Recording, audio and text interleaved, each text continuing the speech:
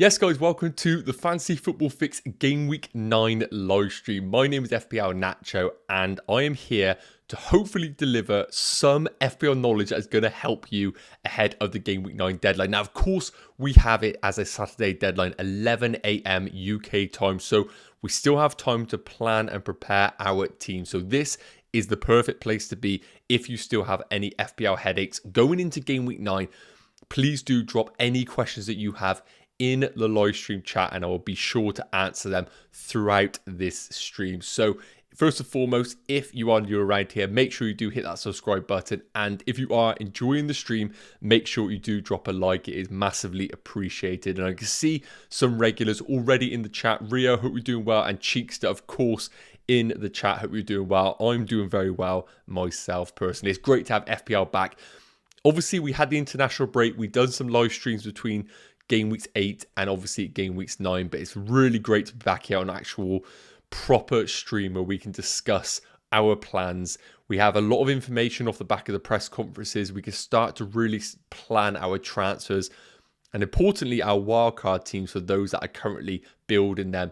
I personally am on a wildcard, so I will be revealing my current team that I have. There are a few changes that I might potentially make, and I'll discuss with you the transfer combinations that I'm currently debating. I really feel like a lot of managers are in a similar situation where they have, like, let's say 11 or 12 players that are absolutely essential in their team, and they're just looking to play around with a few players. And I think there's some combinations there which could really kind of dictate the direction that we are going in regards to in regards to the upcoming game week. So I can see we already have some questions in the chat here, and I don't actually have any slides prepared for them. So I think it's a good chance for me just to quickly cover those off, and then we're going to deep dive into each section. We're going to be looking at the fixtures coming up, going to be looking at some player combinations, my wildcard draft reveal, and of course the predicted points for players in game weeks 9, which I really do think will help you guys not only with your transfers but also with your potential captaincy ahead of game week 9. So Rio's asking here, I need your advice, starting one between the three, Kufal, Almiron or Bailey.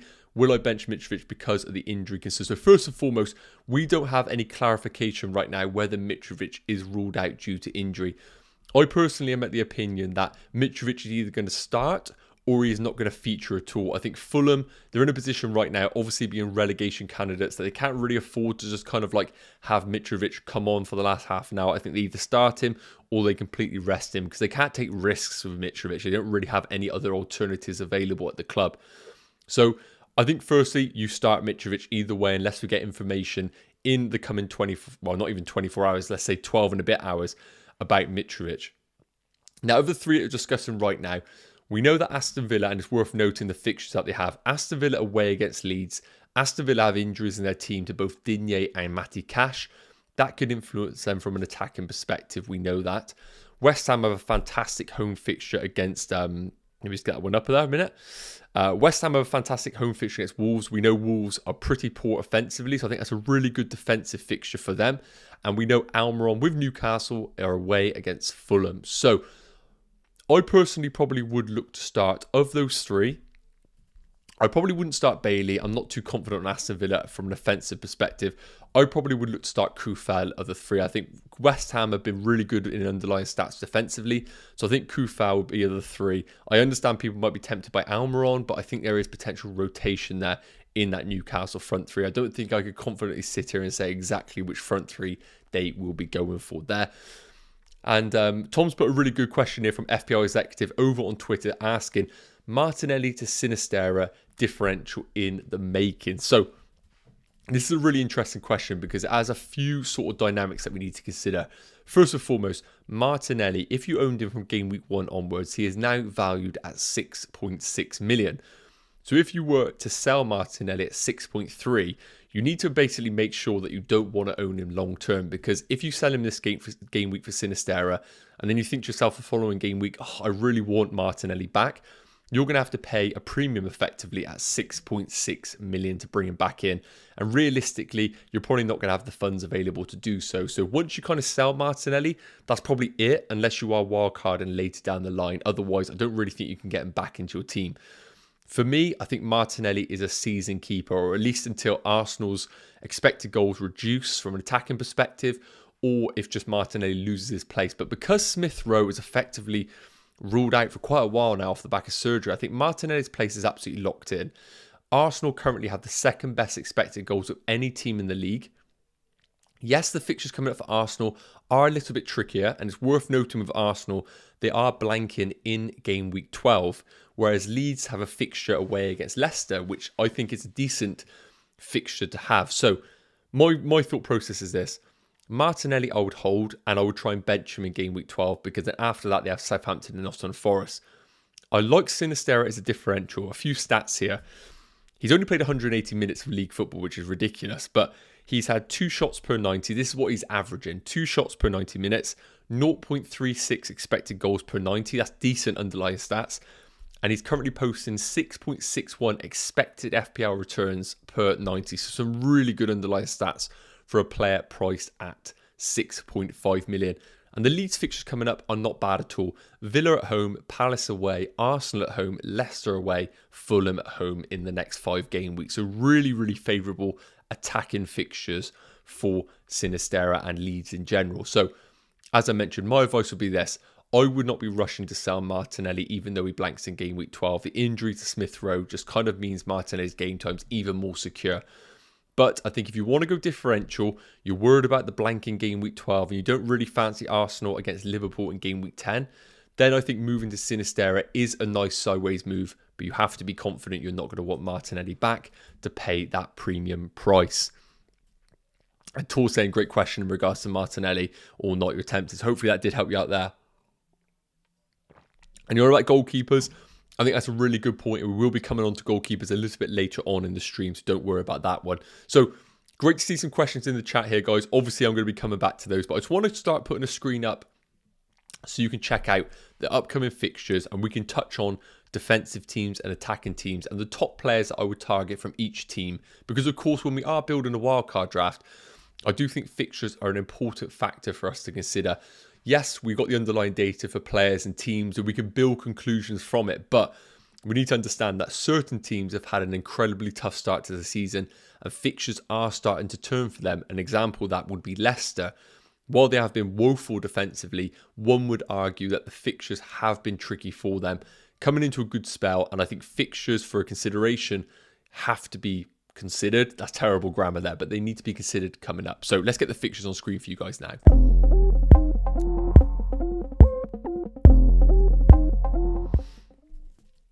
Okay, so hopefully you guys can see that clearly there, the upcoming fixtures in the next 4 game weeks. Now, of course, these are slightly skewed because naturally Man City and Arsenal are going to be nowhere near the top 5 because of their blank in game week 12. So it is worth mentioning that. And just to quickly caveat that as well, I think when we are building our wildcard drafts and you're looking to make your transfers, I think it's very, very important to have that game week 12 blank in consideration. So, for example, if you are looking to bring a wildcard draft and a player in, cheap options that you are bringing into your wildcard draft need to be good fixtures in game week 12 if you're going to be holding double Man City and a singular Arsenal, which effectively will make up your bench in game week 12. So, for example, you can see in the defensive side there, Crystal Palace have the 5th best defensive fixtures. And that's why someone like Mark Guy at 4.3 million is a brilliant wildcard enabler for your teams. Because while you could just bench him in the upcoming 3 game weeks, if you were to own Haaland, Cancelo and Martinelli and you bench them all in game week 12, Guy coming in for that home fixture against Wolves is a brilliant option to have in your squad. So I think Mark Guy is a fantastic option for your wildcard teams. Now, just to come back to the attacking fixtures here, Leicester are top of the tree here. And as I said, fixtures have been tough for them at the start of the season. They're starting to turn positively for them. Will that mean they get good results? Time will tell. And whether Brendan Rodgers remains in the team as the manager of this team. But Nottingham Forest and Bournemouth in the next 2 are some of the best fixtures you could ask for an attacking fixture. And that is why Maddison has to be almost an essential pick if you are on your wild card. They are brilliant fixtures for him. And even some managers are going for a differential captaincy on Maddison. Let me know in the chat if you are somebody who is considering that differential. But nonetheless, a brilliant option. Outside of Maddison, considerations for Leicester, Ward and Iverson need to be considered. I think if you are going for a strategy of, let's say, Gaeta in goal, I think now is probably the time to just save yourself 0.1 million and go for Iverson. I think there's enough kind of doubts in the air right now that Ward might lose his place that you might as well just accept that both of them are rotation risks, and you might as well just go for the cheaper of the two, and that one is going to be Iverson. So both are considerations. I probably would just prefer you to go to Iverson if you're going to have almost a number one and Iverson as the backup, just to save yourself that little bit of money in your wildcard drafts. Outside of that, I'm not really considering any others. Justin could be a consideration at 4.3, but again, we really just don't know whether Leicester are any good defensively. And of course, Vardy, too much of a price point right now to even afford in our teams. Bournemouth, I think Solanke has been a bit of a contrast in opinion in FPL right now. But with those fixtures coming up, guaranteed game time on penalties, and importantly, a fantastic game week 12 fixture where, as I mentioned, we're going to need to plan for that blank. I think Solanke is a brilliant enabler. Now, that is the big word there. He is an enabler. We're not saying that he's a fantastic FPL option, but what Dominic Solanke does at 5.7 million, let's say in comparison to Ivan Toney, is it frees up funds for you to upgrade other departments of your team. Now, of course, if you can go Ivan Toney for the next 4 and still afford the team that you want around him, then that is absolutely the route that you should go for. But for example, you could go for a downgrade from Toney to Solanke, which means that you then upgrade other areas like Trippier to Trent if you view Trent as an essential pick. That then, I think, makes Dominic Solanke a fantastic FPL enabler in your squad. But I understand that some people in the chat might be a little bit dubious about Dominic Solanke as an FPL option. And let me know in the chat, guys, what is your current thoughts on Dominic Solanke? Are you completely against him, or are you considering him? I would really like to know what your thoughts are there. Outside of Solanke, I wouldn't really consider any others. Neto in goal is worth a consideration for those that maybe are just going for fixtures in general. But what I would say to you is, while Bournemouth are second best attacking fixtures, they don't actually appear in the top 5 defensive fixtures. And we need to remember that there is a little bit of a difference between attacking fixtures and defensive fixtures. And Bournemouth haven't necessarily got the best defensive fixtures. Villa, not considering anyone from Aston Villa, in particular with injuries to both Digne and Matty Cash. I think that's just going to naturally hinder them defensively. We could see a more attacking Aston Villa side, but I think with those injuries there, kind of diminishes the potential of Martinez as a goalkeeper in our wildcard teams. Palace, I've touched on them. I think Zaha is absolutely locked into your wildcard drafts. You could make an argument to maybe hold that transfer until game week 10, but realistically, I think you just wildcard with Zaha in your team, then roll your transfer in game week 10 to have flexibility in game week 11. I prefer that strategy than you going for maybe a Foden and then downgrading to Wilfried Zaha in 10. I think sometimes booking in transfers can cause headaches later down the line in your FPL strategy. I've touched on Guy. I think he's a fantastic enabler at 4.3. And you might be in the know here, but there's been a bit of a narrative in FPL that Guaita might lose his spot in this Crystal Palace team to Sam Johnson at some point. Now, this could be sort of a narrative that has been completely spun out of control and we're panicking about nothing. But there's a lot of managers out there that are worried about him potentially losing his spot. And of course, if you have Danny Ward as your backup goalkeeper or even Iverson, you're very uncertain then which one is actually going to feature in each game week. So you could be in a situation where you have Guaita and Iverson, both don't play and you have no goalkeeper. I'm not trying to spin kind of like rumour mills here, but it's just worth noting that there is some fear in the community that Guaita may lose his spot to Sam Johnson at some point. Again, I have no real intel on that one there. Fulham, Mitrovic kind of sells himself really from a value perspective, and the fixtures, 5th best fixtures coming up, still means that Mitrovic is a consideration for our wildcard teams. Hopefully we get some concrete evidence about him and his injury off the back of the international break.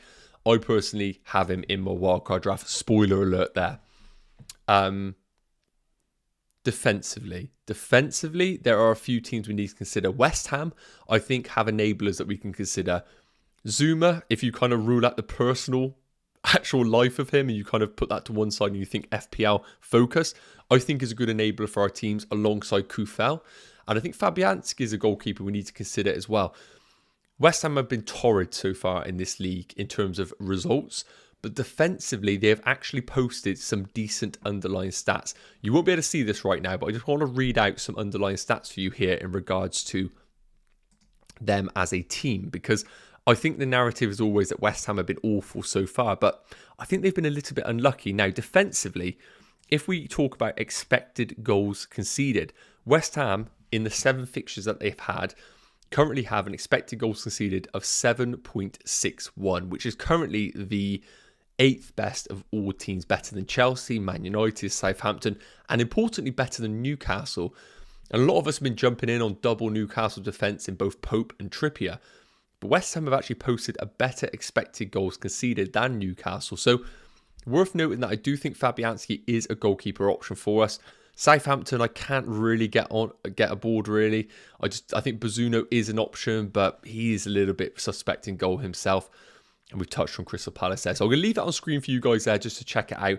I'm going to get into the comments a little bit. We're going to be discussing a few things.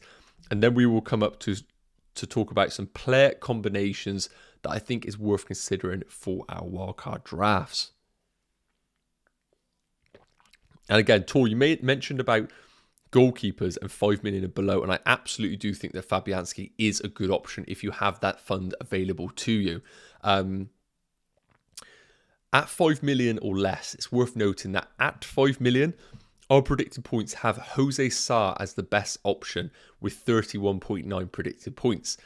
But, and sorry, just to kind of reiterate there, Fabianski 31.2, so very, very little between Jose Sa and Fabianski. And what it is worth noting is West Ham's underlying stats are very good alongside Wolves' as well. They're basically the same in terms of expected goals conceded, so both are brilliant options if you want to go down that route. One thing I do want to say is Pickford is coming out quite well on our predicted points, and he is 4.5 million. And looking at the recent press conferences, it seems that Jordan Pickford will return for game week 9. Southampton away, Man United at home, Tottenham away, Newcastle away, Palace at home, Fulham away. Not necessarily the best fixtures, but what we have seen from Everton is a bit more of a resolute more of a resolute defence with Tarkowski and Connor Cody in their back line.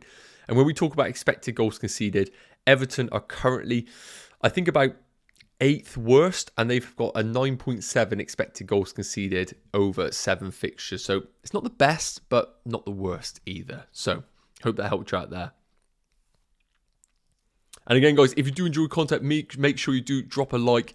We always try and hit 50 likes on these live streams. So, Mad saying good evening. I hope you're doing well.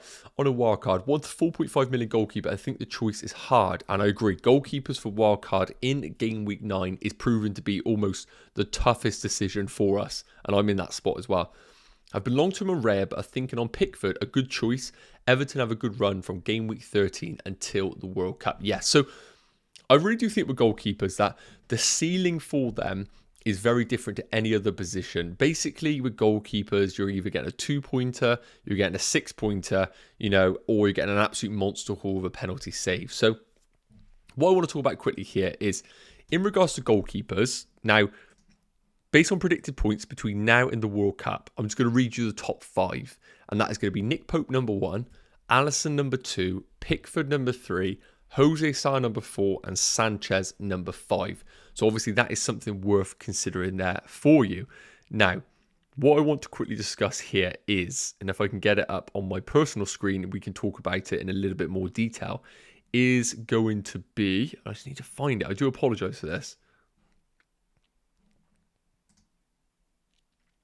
Okay, I can't find it right now, but I will try and get it up in a bit. I was going to be looking at bonus points because obviously in terms of goalkeepers, we do need to look at actual bonus points accumulated. So just got them up here. Obviously, you won't be able to see this, guys, but obviously my pleasant southwest tones will hopefully portray this for you. So far this season, in regards to bonus points, Pope is leading the way on 6 bonus points, Henderson on 5, Sanchez on 4, Lloris on 4, Pickford on 3. But also what we know as well is that save points is very, very important as well. So I'm just going to be getting up the save points in a minute as well so we can check that out.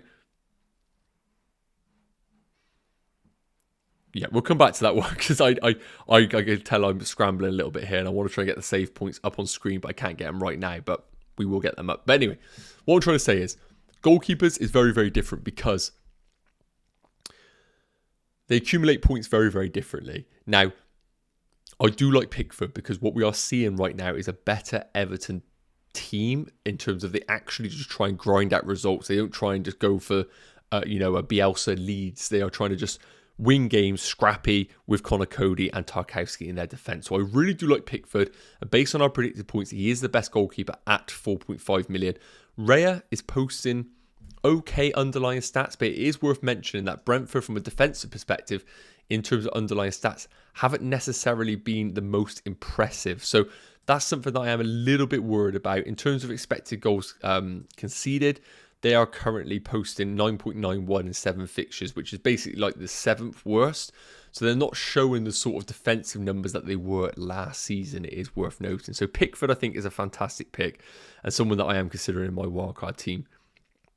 Joe is saying, need an additional midfielder, which isn't Zaha because I don't have enough money. Currently have De Bruyne, Martinelli and Maddison. What are your thoughts? Well, Joe, it's going to depend on how much money you actually have available, firstly.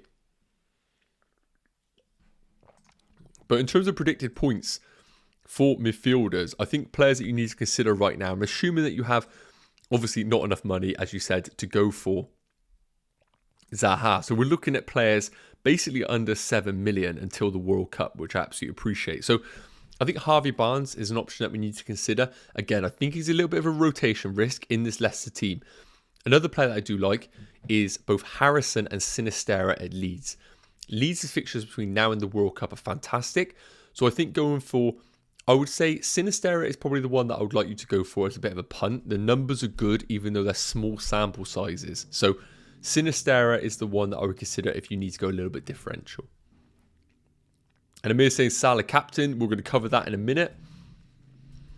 And Pat Roll, what a great name. Pat Roll is saying Salah or Kevin De Bruyne on the wild card. And a bit of a spoiler alert here. I have currently got Mo Salah on my wildcard draft. And I'm going to come on to the next slide on while I think Salah is worthwhile owning straight away in your wildcard if you are doing it in game week 9. And I'm saying Henderson or Pope. If you have the money available, I still think Nick Pope is a better option, that one there. And Cobb saying, make sure you do hit the like. Yes, guys, if you haven't already, make sure you are hitting the like for the stream. It is much appreciated. Okay, guys, so we're going to come up to the next slide here, which is going to be looking at 4 players, basically 2 player combinations that I think a lot of the community are discussing right now and something that we need to discuss on this stream. Okay, and that is going to be the premium combinations that a lot of managers are looking. So right now, there's a lot of deliberation. Do we go for Kevin De Bruyne? Do we go for Mo Salah? And going for one or the other basically dictates what direction you go for in your forward.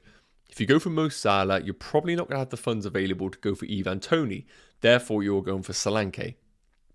And if you go for Kevin De Bruyne, you have the funds available to go for Ivan Toney. So we're looking here at player combinations. So when you see the slide here, basically look at it as Kevin De Bruyne and Toney versus Salah and Dominic Solanke. That's the way I want you to view this slide on screen right now. So the narrative right now is that so far this season, Kevin De Bruyne and Toney have been by far and away a better combination than Salah and Solanke. There's no denying that right now. You can see that on the expected FPL points for both players.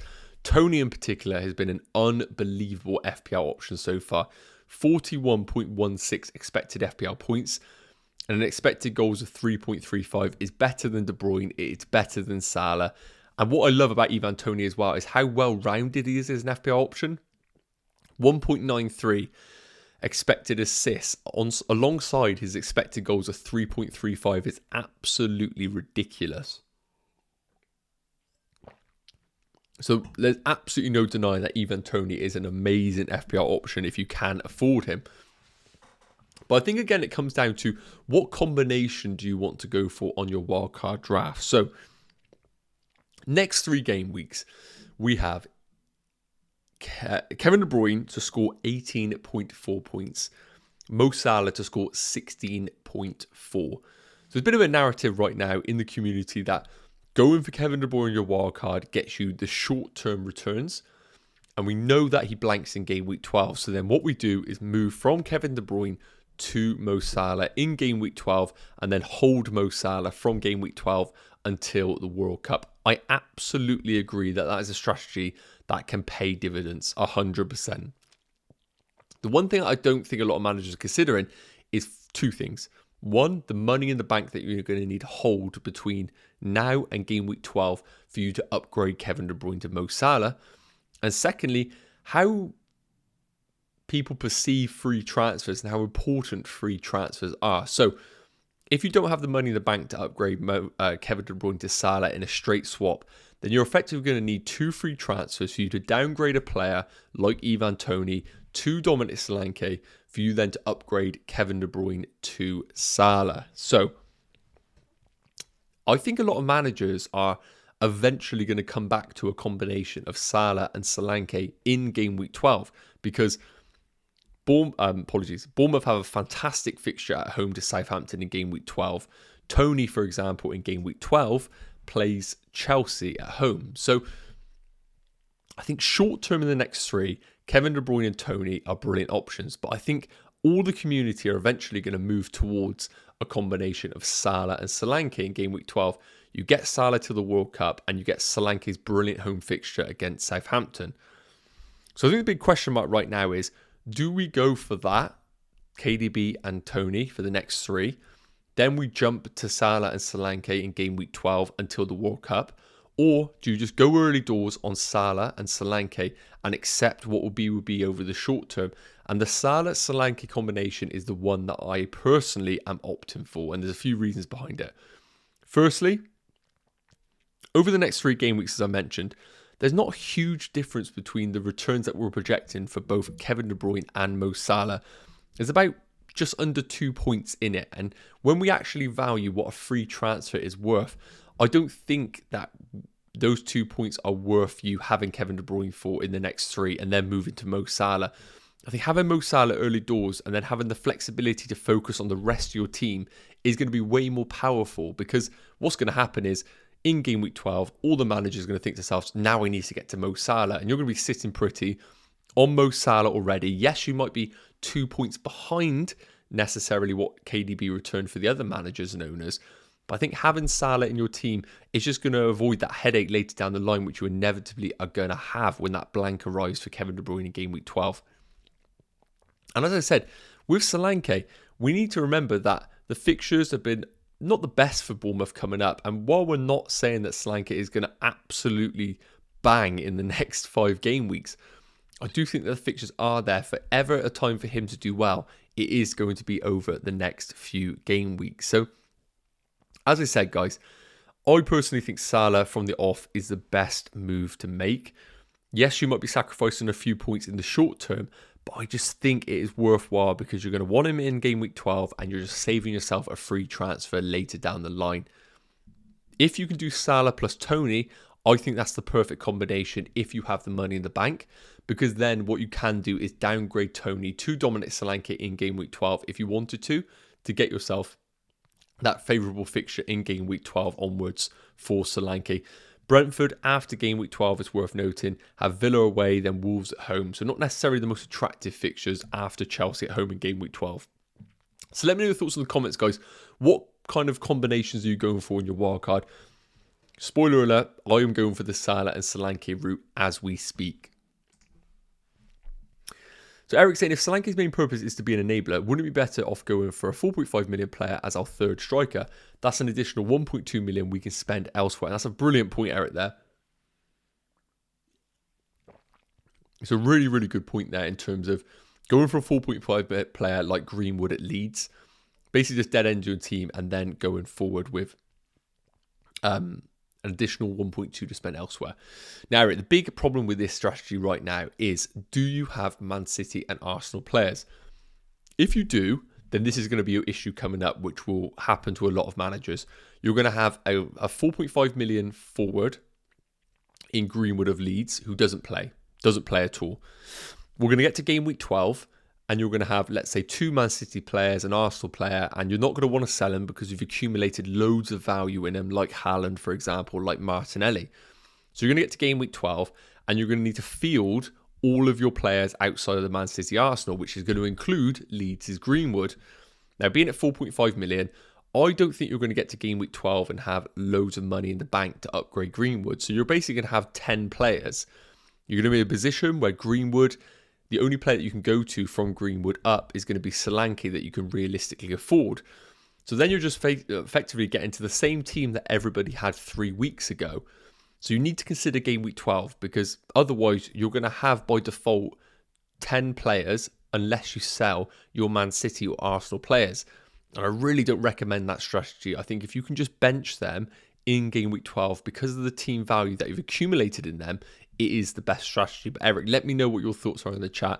But we need to consider game week 12 because that blank is going to be critical to how many players you field. And Tor saying, which would you rather have? Trippier plus Tony. I see where this is going. Or Trent plus Solanke. I have Tony with a decent team. So, Tor, you've absolutely hit the nail on the head here. This is the exact combination that I have been having sleepless nights over.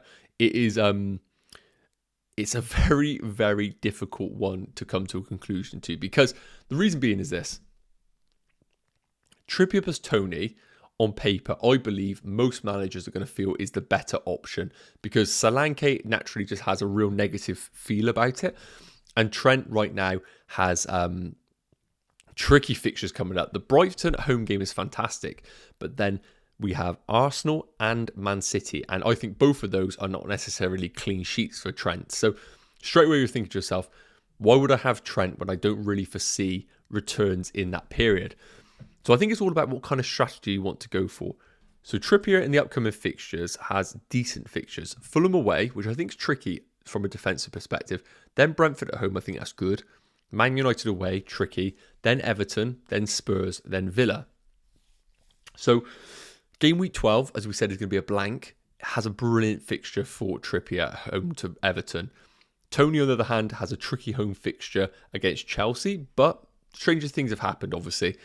Whereas when you have Trent Alexander-Arnold plus Solanke, Trent's fixtures coming up are not necessarily the most attractive. Brighton, Arsenal and Man City in the next 3 don't really scream clean sheets apart from the Brighton game at home. Then you're going to have Dominic Solanke, which we've touched on, does have good fixtures. So my thoughts, it's going to be all about how long-term you plan your teams.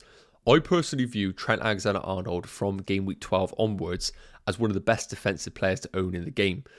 Liverpool from basically game weeks 12 until game week 16. Just going to read out the fixtures here. They're second best for defensive fixtures. West Ham, Forest, Leeds, Spurs and Southampton.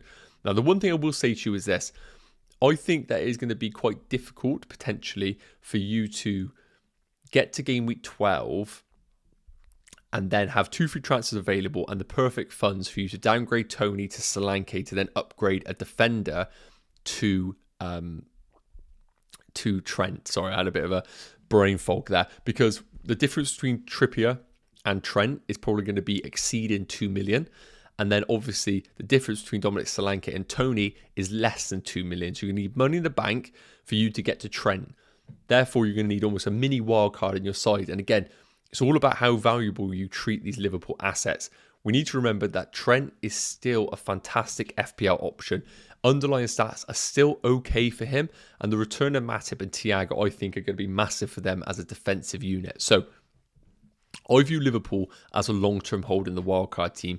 I think we need to view the Liverpool assets basically between game weeks 9 and game week 16 rather than from game weeks 9 to game weeks 11. Now, the big caveat about this is, of course, you could get the best of both worlds. You could go without Liverpool from game weeks 9 to 11, then get on them from game week 12 till game week 16.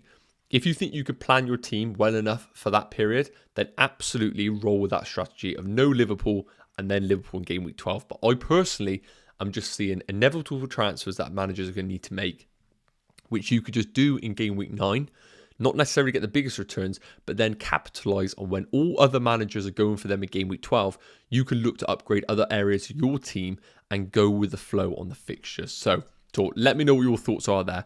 I might be a bit naive right now and a little bit Liverpool biased, even though I'm a Chelsea fan, on what my views are on Liverpool assets.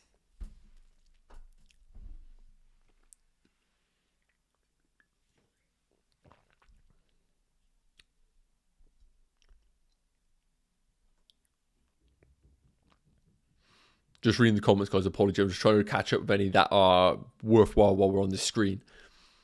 Laz just saying, would you do a -4 hit to remove Isaac for Tony, or just play Andreas instead and hope that Isaac will be ready to play from game week 12 or before? Okay, yeah, so I think Andreas at home isn't the worst fixture, but it's worth noting that the suspension to Paulinho in defence is going to have an issue with Andreas. I think he might play a little bit deeper, and set pieces might have been removed from him because of Willian. For a -4 or Andreas, I probably would look to roll my free transfer, play Andreas, and then get an idea about Tony later on. With Isaac. I think the thing you need to consider right now is how strong is the rest of your team. If the rest of your team is super strong, then you could consider Isaac to Tony as a -4. But again, how long-term are you viewing it? Tony comes into a really tricky spell in game week 12. So your -4 needs to be repaid over the next 3. Will it? I don't think it necessarily will. So I'd probably look to roll your free transfer. And Steven's saying, Pope and Trippier get save and attacking bonus points respectively. And I absolutely agree. I think Newcastle are brilliant options if you are wildcarding. I just think if those are wildcarding right now in game week 9, then I really do think it's an opportunity to maybe swing against Newcastle assets. Now, I've heard a lot of people in the community talk about this, and it is worthwhile saying, don't try and be different for the sake of being different, because otherwise you get into the narrative of just being like, oh, I'm just going to be different because everybody's got Newcastle, so I'm going to be against it. Don't do that strategy, because I think it could hit you negatively later down the line. But I do think with the upcoming fixtures, there is a chance to go against Newcastle. And I'm going to show you my team in a second and why I think it is worthwhile. Benjamin was saying, I think Watkins has some good fixtures, but nobody seems to be talking about him, and I wonder why. Yeah, it's a really good question, Benjamin. I think it's just because Aston Villa right now are a little bit of an unknown beast, really. We just don't really know what team we're getting. The numbers they're posting aren't really that promising. I'm just looking at the attacking fixtures right now for the team in terms of expected goals, and they're currently second worst at 5.72. Now, yes, we could see a rejuvenated Aston Villa potentially, but with the injuries of Digne and Matty Cash, that's going to influence their attacking potential from the flanks.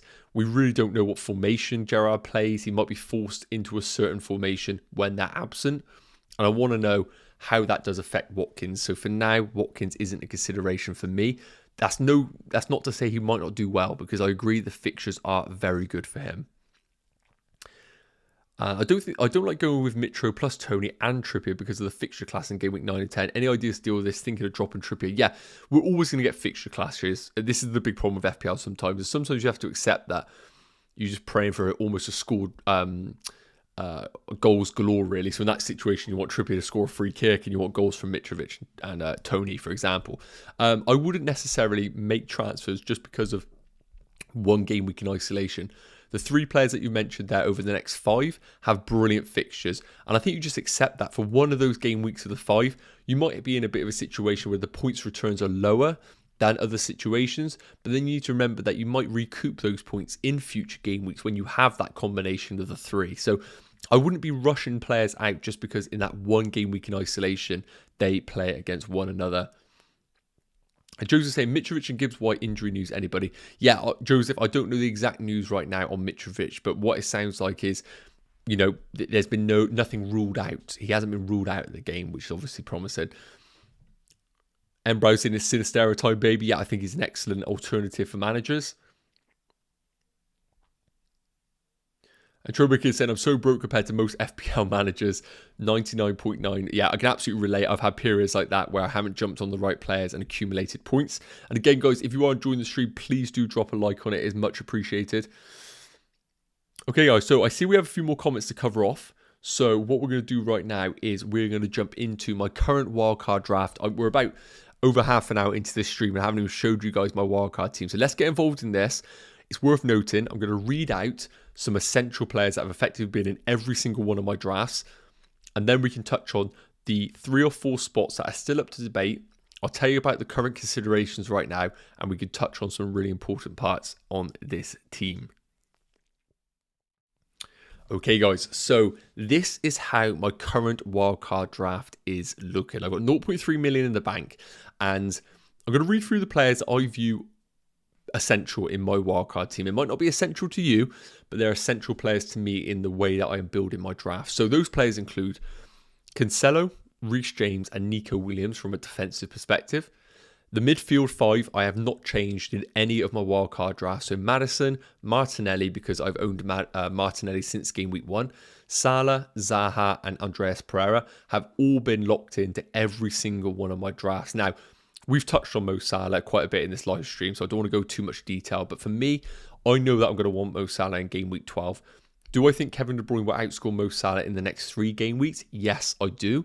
Do I think it's enough of a difference for me to go Kevin De Bruyne, keep money in the bank, and then upgrade him to him in game week 12? No, I don't. So because of that, I'm going for Mo Salah early doors. And I'm thinking that with the return of Matip, which goes so under the radar and how important he is to how Liverpool operate, the return of Thiago and the return of Diogo Jota is just going to bring some stability to Liverpool. And I'm also viewing the next 3 is basically make or break for Liverpool. And Klopp is really going to be reiterating that point to their players. So I do think it is now or never for Mo Salah. And if you are wildcarding, I just view it as a brilliant opportunity to bring him in for this home fixture against Brighton, who haven't had the opportunity to really implement their ideas with the new manager. That's my thought process right now, Mo Salah. And Mitrovic and Haaland have been in every single one of my drafts. Iverson, because of the recent rumours of potentially Ward losing his place, again, there's no concrete evidence about that, so it is worth noting. I'm now with the mindset that I view both Ward and Iverson as a level playing field in terms of rotation risk. I think I would not be surprised if Ward or Iverson were between the sticks at any game week. And because of that, I just want to go for the cheaper option at 3.9 million. If I knew that Ward was absolutely locked in until now in the World Cup, Ward would be in my team. But I just personally don't have that confidence. Therefore, I think the 0.1 million saving is worthwhile for me to go to Iverson. Andreas Pereira, as I said, has been in my draft. So, players that I've been rotating, the first and foremost, the goalkeeper. It has been an absolute headache deciding which goalkeeper to go for. Raya is currently between the sticks, but it's worth mentioning, as I said, defensively, Brentford have not been blowing me away. So, expected goals conceded, as I said, Brentford are currently 20, 19, 18, 17, 16, 15, 14. They're 14th best for expected goals conceded at 9.91 in 7 games, which isn't bad reading at all. It's worth noting. They've played the likes of Arsenal, who are second best for expected goals. So that is always going to skew their underlying stats. And with Brentford's fixtures coming up from a defensive perspective between game weeks 9 and 16, they are currently placed about mid-table for their defensive fixtures. So they are about mid-table for underlying stats and they're about mid-table for upcoming fixtures. So I don't think that's the worst reading at all. Unfortunately, I can't get the saves up right now, but I will try and get that that included for you guys, just so I can kind of reiterate the amount of saves and stuff that have been accumulated for these players. Now, other goalkeepers that I've been considering, Nick Pope has been a consideration for me, but I haven't been able to build a draft that I'm comfortable with Nick Pope between the sticks. So I've ruled out Nick Pope as an option for me personally.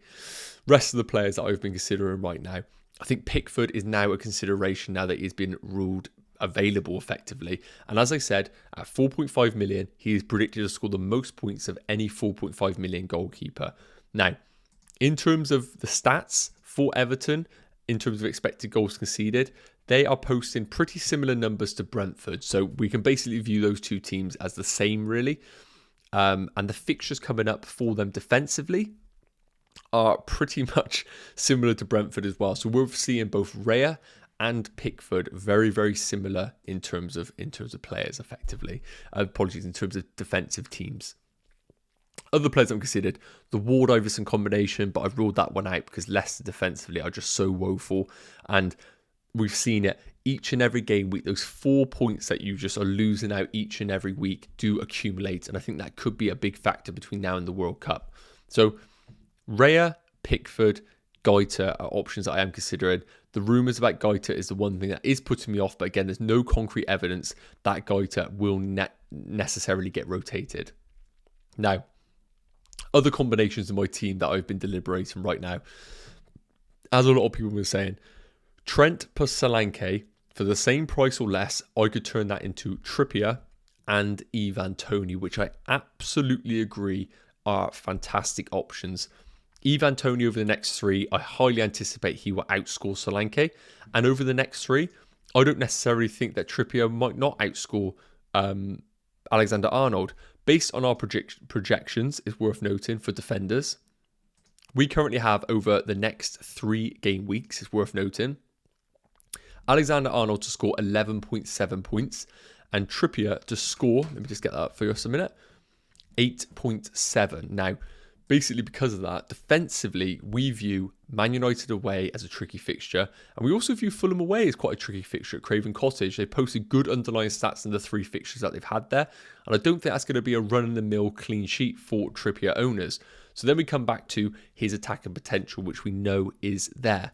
But again, it comes back to it. I view Trippier as an option that I want to be looking to have long-term.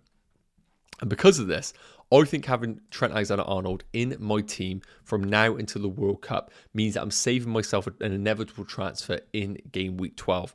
And Solanke, I'm more than happy to hold because he enables me to bring in Trippier. So I like the combination right now, but I absolutely agree that over the next 3, if I had to put money on it, I would agree the combination of Trippier and Toney likely does outscore the combination of Trent Alexander-Arnold and Dominic Solanke. But let me know what your thoughts are in the comments, guys.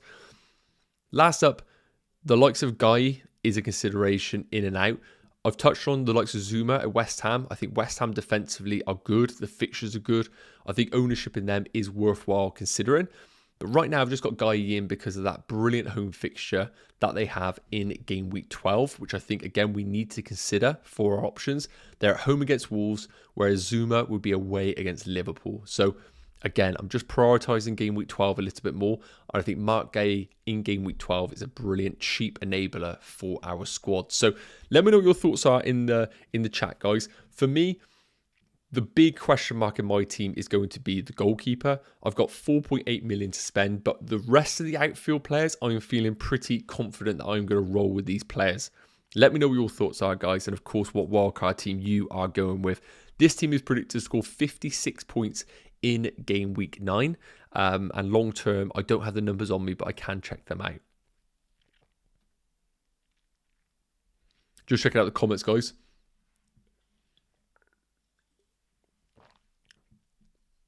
So someone's saying, what about ditching Arsenal until game week 13, which I think is definitely a consideration that we need to have. Now, Arsenal coming up with their fixtures, they have Spurs, Liverpool and Leeds. So very, very tough fixtures coming up. But again, we need to reiterate a few factors on our Arsenal assets. First and foremost, Arsenal are second best for expected goals in the league. So this is a team that is actually becoming one of the best attacking teams in the league. And I don't view the likes of Spurs and Liverpool as fixtures that they can't score in.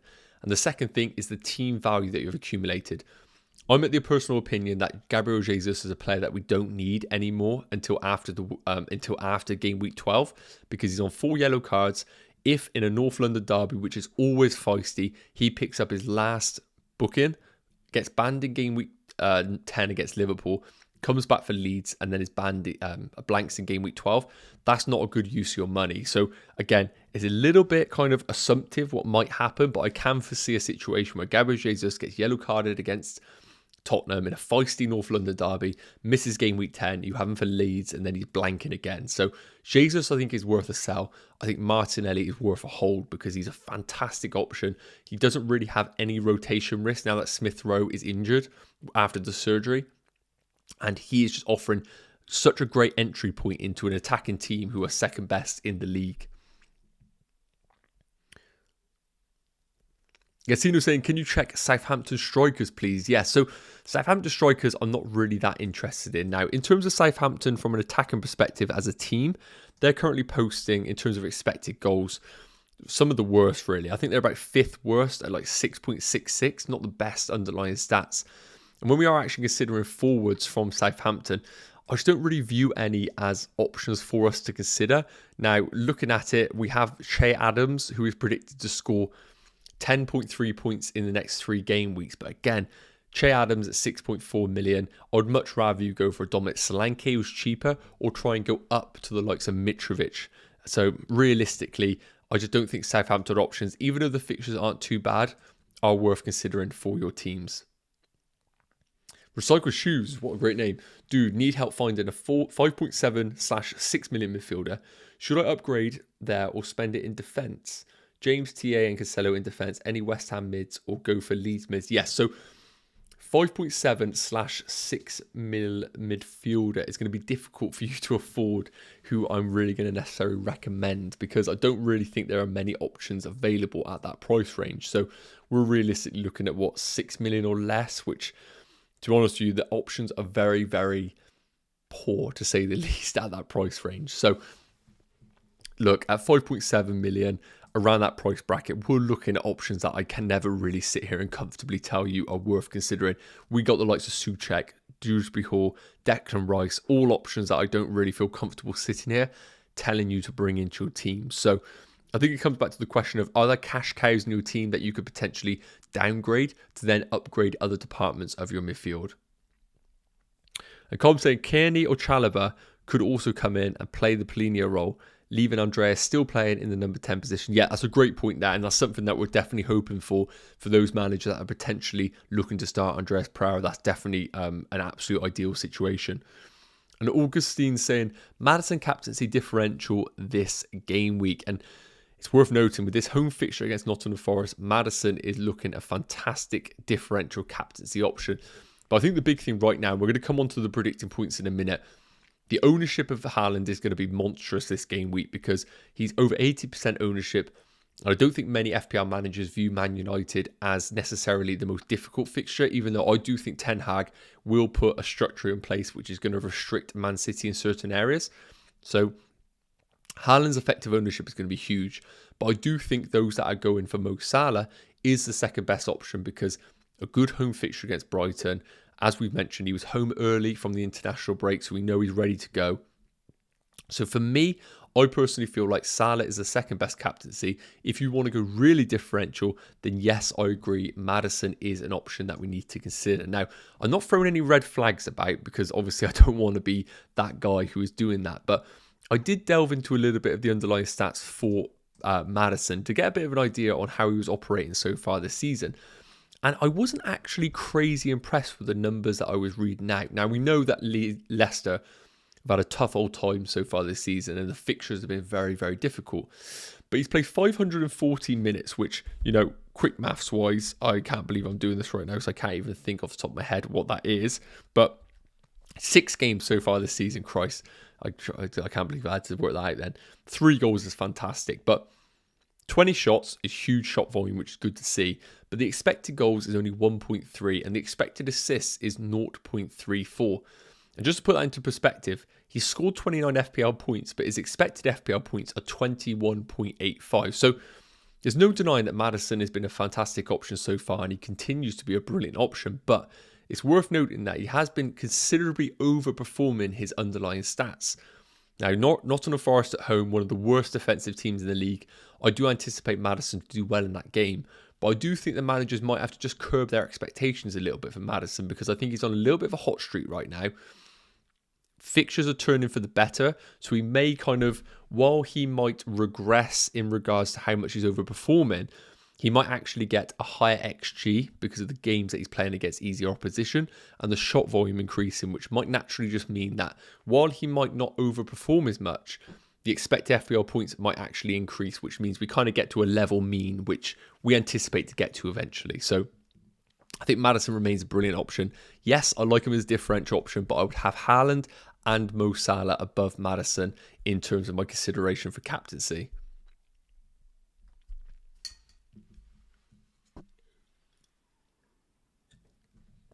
And Tall saying there, he's not, they're not convinced about the Liverpool assets, which I absolutely get. If you said to me Brighton at home, Arsenal away, and Man City at home, it doesn't scream out value. But as I mentioned, it's more about the long-term planning, and the 2 players that you know you're really going to want from game week 12 onwards, I anticipate could be a tricky way of us integrating those into our team. And that's why I kind of am viewing a long-term hold of players and viewing the returns of them kind of in game week 16 rather than the other route. So that's the way I'm thinking of it right now. An FPL DJ Boy is saying, okay, it's quite a big one here, so I'll try and cover it off. But reading your team out here, 3 million in the bank: Pickford, Trent, James, Trippier, Sterling, Maddison, Zaha, Haaland, Mitrovic, Tony, or Pickford, Trent, Cancelo.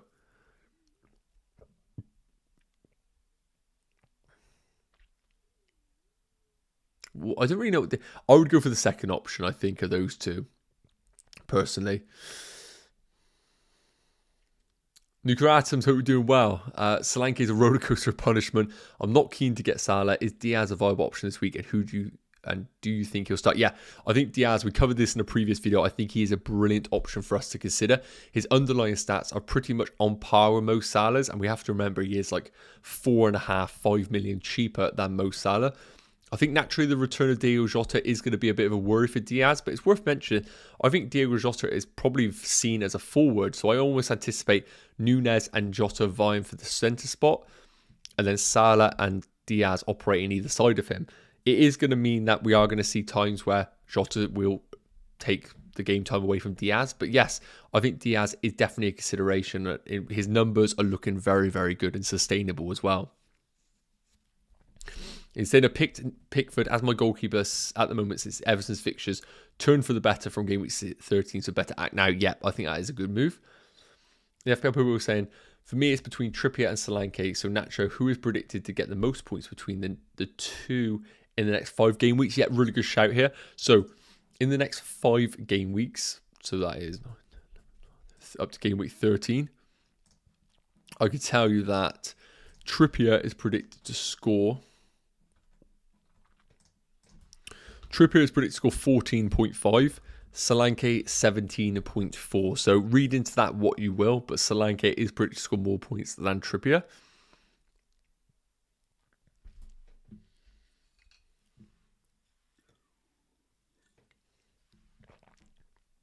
For me, it's between Tony and Cancelo. Well, I would go for Cancelo of the two.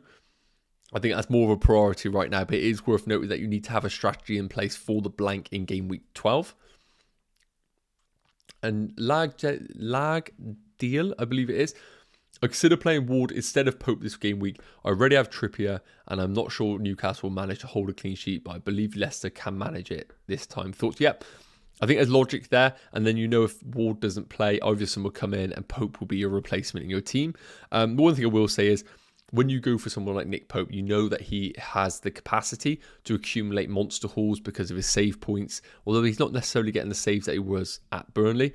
And also, just generally, Newcastle are a better defensive unit than Leicester. So do not be surprised if Nick Pope was to get a 6 to 9 pointer. But I understand your logic there. If you don't want to go for the double up, Ward is an okay pick. And Elron Cumber saying, does the 0.1 saving make Raya and Iverson better than Pickford and Begovic? No, I like the Pickford and Begovic combination. I think I'm getting more and more hot on that combination there. And Tom Rince is saying, best less than 5 million defender. So based on that, over the next, let's say 5 game weeks for a defender at 5 million or less, the Crystal Palace defenders are really coming into their own here. Anderson, Mark Gay are 2 of the top performers on predicted points. But it's worth noting, what I will say is, Crystal Palace and an underlying stats department are not posting the best defensive. Now, it's worth noting that they have had tricky fixtures so far this season. They have had Arsenal, Liverpool, Man City, Brentford, Newcastle. So naturally, I wouldn't anticipate their underlying stats to be that good. So Crystal Palace is going to be a priority right now. But I also do think that West Ham are going to be good investments as well in the long term. They've had a mixed run of fixtures as well. They've played against Spurs, they've played against Chelsea, Brighton as well. We know that Brighton have been a fantastic team so far this season. And the fixtures coming up for West Ham are good. And as I said, they're in a top 7 for defensive underlying stats. So I think realistically, West Ham sustainably are probably a better defensive team. But I think Crystal Palace, with the cheap alternatives that Mark Guy offers, is probably the route that I recommend you going down. Okay, guys, we're going to wrap up this live stream with the predicted points. Check out, obviously, this is my wildcard team here. Take a screenshot if you want to. And let's get on to the predicted points for game week 9. Okay, so here we have the predicted points for game week 9 in isolation. Now, of course, if you are wildcarding, I really, really don't recommend you bringing in players for such a short-term scope as 1 game week. We want to be looking longer term. Sometimes even between now and the World Cup, some of your investments will be. So take this with a pinch of salt right now, but I do think it is just worth considering these players that we have on our screen right now, because of course, if you are looking for transfers, naturally, if you're doing a -4 point hit as well, you want to recoup immediate returns. So players on the screen right now, some of these are worthwhile at -4, but again, I really don't advocate managers taking a points hit unless it is part of a strategy that you're doing for long-term moves. Now, the goalkeepers, as I mentioned, West Ham looking good. Fabianski top of the tree right now at 4.5 predicted points alongside Alisson. And again, you're saving yourself 0.4 million there with Fabianski as your pick. Pickford, 4.2 predicted points as well. I really do think Pickford is a fantastic option, not only for this game week, but for the long term as well. And Pope and Bazzuno make up the last of the goalkeepers there. Now, again, defenders, Trent, top of the tree. And we're going to continue to see this because Trent is still a fantastic FPL option. But at 7.4 million, we're looking at 0.3 more points than Kufal, who is, as I said, 3 million cheaper. So I understand the arguments for managers going for the cheaper alternatives than the Liverpool defender. But I want to draw your eyes to the midfielder department right now. As we said, a lot of people are considering a differential captaincy pick on Maddison. And he is currently predicted to score the highest points of any midfielder in the game in Game Week 9. So if there ever was a time to be maverick and go for Maddison as your differential captain, this is the time to do it. 6.4 predicted points, Nottingham Forest defensively are woeful. So I do like it. But again, Haaland at 7.3 predicted points is very difficult to look past him. So look, Maddison, I understand people wanting to go maverick. But again, I still, even though Mo Salah is predicted to score less points, would still be on the fence with, apologies, I'd rather be on the side of Salah and even more so on the side of Haaland. But I'll leave that on the screen for you guys to check out. I'm conscious we've been going for over an hour on this live stream. So again, there's little for me to talk about on these predicted points here. Again, Tony, we knew, is still a fantastic option. 5 predicted points is fantastic.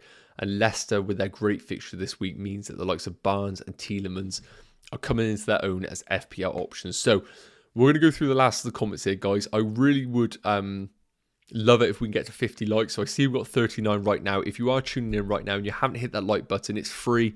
Please do so. If we can get to 50 likes, that would be massively appreciated. Only 11 to go. I know you guys can get us there. So let's cover off the last of the comments, guys. And then we will wrap up this live stream. So Yacino saying, in your opinion, will Bernardo price rise today? I'll be very surprised if Bernardo rises in price. So what I'll do quickly is I'll just tell you the current players that are predicted to rise or fall in price. And again, guys, I massively recommend you downloading our free app over on Fantasy Football Fix. Obviously, it's free to download and you can basically keep track of all of the price changes. And something else that I really do highly recommend you guys checking out in the bio is what you can do is sync the Fantasy Football Fix site with the official FPL site. You can do that with your Fantasy Football Fix login and it just integrates the site all in for you. It's fantastic. You basically have an additional tab at the top which says price changes. You click it and it just tells you all the players that are rising and falling in price, as well as all the amazing other features that it integrates with the team. So I massively recommend you doing that. Links should all be in the bio for that one. So potential FPL price changes tonight. And again, they are accelerating as we get closer to the deadline. Risers is going to be Wilfried Zaha, Mitrovic, McAllister and Pope. Worth mentioning as well that, of course, with these players that we are talking about right now, wildcard transfers do not contribute towards price changes. So sometimes they can be a little bit skewed when we are reading these out.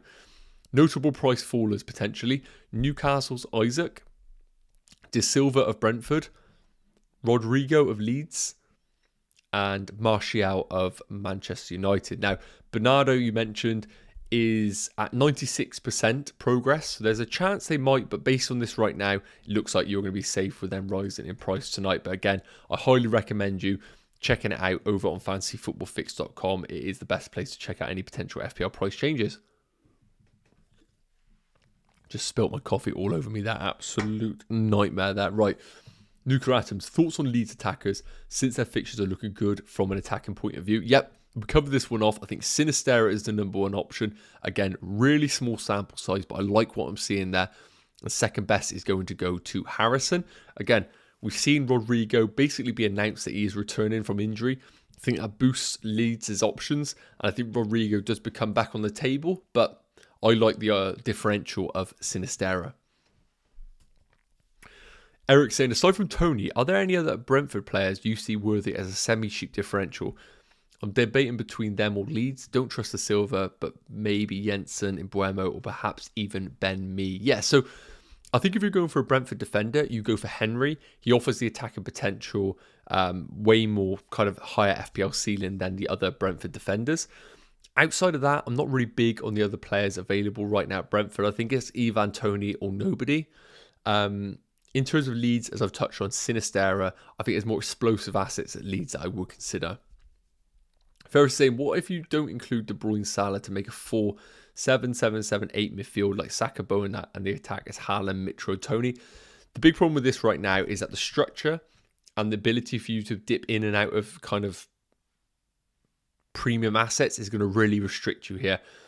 Between now and the World Cup, I really do foresee a situation where the likes of Salah, De Bruyne, Son all emerge as fantastic options, and you having that midfield is going to really restrict you going to any of those directions right now. Just covering off any other questions that have not been covered right now. Kara or Kufal? I would go for Kufal of the two. Any updates on Rodrigo? It sounds like he is returning from injury, which is going to massively boost Leeds. Mina saying Maddison to Saka for a -4 this week. No, I would. If you mean selling Maddison, absolutely not. I would keep Maddison. And if you're on about selling Saka, I still would keep Saka for this fixture as well. Have you considered the potential game week 10 postponements? No, I don't know anything about that. So it is worth noting that I have no kind of in the know on that one. So Saka to Maddison, is it worth a -4? So Saka to Maddison, no. I would hold Saka for this fixture. I think there's going to be goals in this North London derby, and I don't think the -4 is worthwhile. Nuclear Atoms, what are your thoughts on Sterling? Do you think Potter will keep on changing his position so it makes him a wait and see? Yes, I absolutely think Sterling is a wait and see. And also it's worth noting that it comes back to the classic situation of your squad structure. Are you able to build a team where you have Haaland, you have Salah, and the luxury to also have Sterling in your team? If you do, then I think it might be an okay strategy. But for me, I think it's Reece James or nobody right now in the Chelsea team. We've seen Cucurella, I believe, has been ruled out for illness. So he is not going to be available for this game week, which might mean that Chilwell becomes an option. Again, not worth considering. Sterling is a wait and see. I need to see whether he's operating as a front three, as a left-sided wing back. So yeah, I don't think it is worth going for Sterling right now. Thanks, Nacho, for answering my question. Help me with wildcard dilemmas. No worries at all on that one.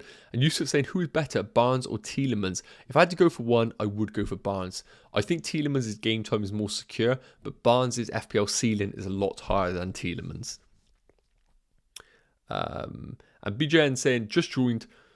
So excuse if you already covered this. If you want a Liverpool attacker that is not Salah, would you go for Diaz or Darwin? I would go for Diaz. Diaz's numbers have been fantastic so far this season. They're right up there alongside Mo Salah's.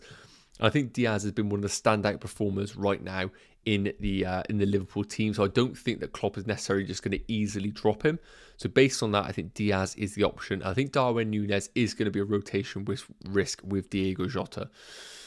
Cheeksa, thank you, FPL Nacho, for another excellent live stream. Good luck for Game Week 9, mate. Yes, and you too, buddy. Thank you so much for tuning in. Yacino saying Haaland versus Martinez last game they played against each other. Haaland blanked. Could be an omen. A good omen for those that are maybe captaining Mo Salah. And Lee Fisher saying on Twitter it says their games may be cancelled due to rail strikes in Game Week 10.